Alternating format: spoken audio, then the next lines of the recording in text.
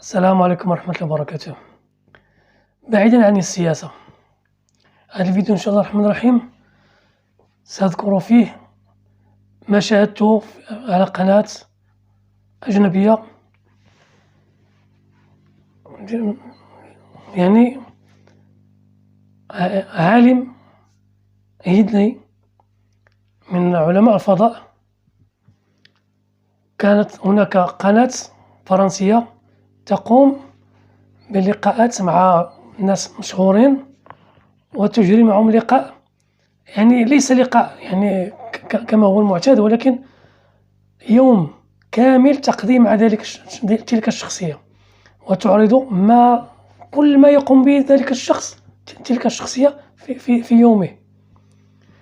وكان هذه الحلقة عن عالم فضاء هندي، ونحن نعلم أن الهند متقدمة في علم الفضاء، وهم وصلوا، يعني أرسلوا صاروخ إلى المريخ قبل الأمريكيين، يعني طاف حول المريخ وعاد قبل الأمريكيين. إنهم متقدمون جدا في هذا المجال.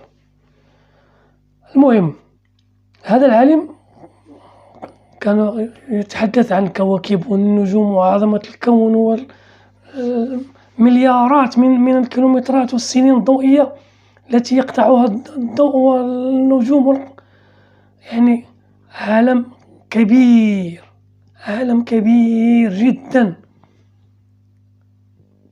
ثم طوى يعني جهازه الكمبيوتر، وضع في حقيبته وخرج، والصحافة تتبعه. يتحدث معهم وفي الطريق مروا بقرب من سوق، فاشترى حزمة من كان نعناع أو قزبر، لا أدري، شيء، أو الفصة كما نقول في المغرب. أخذ هذه، أنا أعتقد أنه هناك أكلة يقدم لها أو شراب يقدم كما عندنا نحن النعناع في المغرب مع الشاي. لكن العجيب أنه هم يسيرون في أحد الأسواق، كانت هناك بقرة تأتي المقابل لهم، اتجاه المقابل لهم. فوضع ذلك العالم حقيبته التي فيها جهاز الكمبيوتر، فيها أوراقه التي تضم علوم الكون، وأخذ يسجد للبقرة ويحمل تلك الأغصان، تلك الحزمة الخضراء في يده ويسجد للبقرة. أعطاها، وضع أمام البقرة لتأكلها. هنا كانت صدمة لي كبيرة جدا. كيف لعالم في مرتبته وفي علمه يجول الكون بمنظاراته ويقرأ الكواكب ويعبد بقرة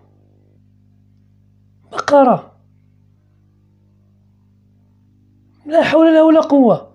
هم من يطعمونها، هناك إله يطعم، هناك إله يحتاج لمن يغسله، هناك إله يحتاج عجيب أمر هذا الشخص.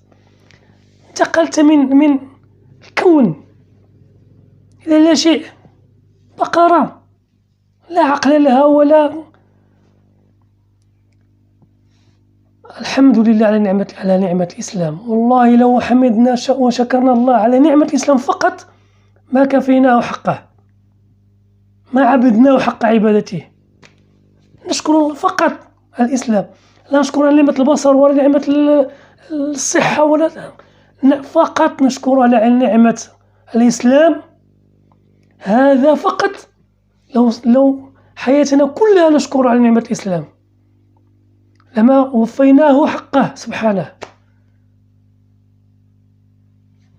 المسلم، هناك أشخاص يسخرون من المسلم، يقول هناك عالم ها هو عالم.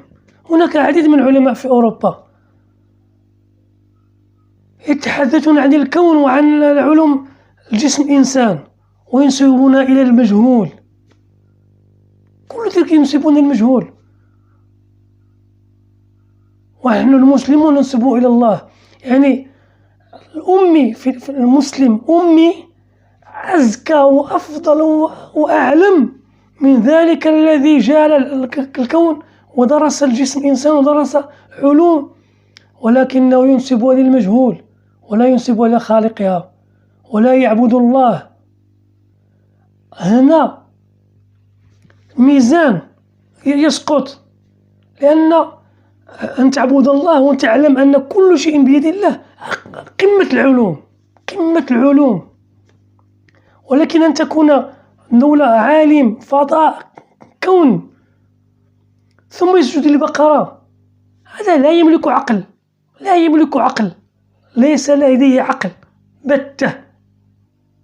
اللهم لك الحمد على نعمة الإسلام. السلام عليكم ورحمة الله وبركاته.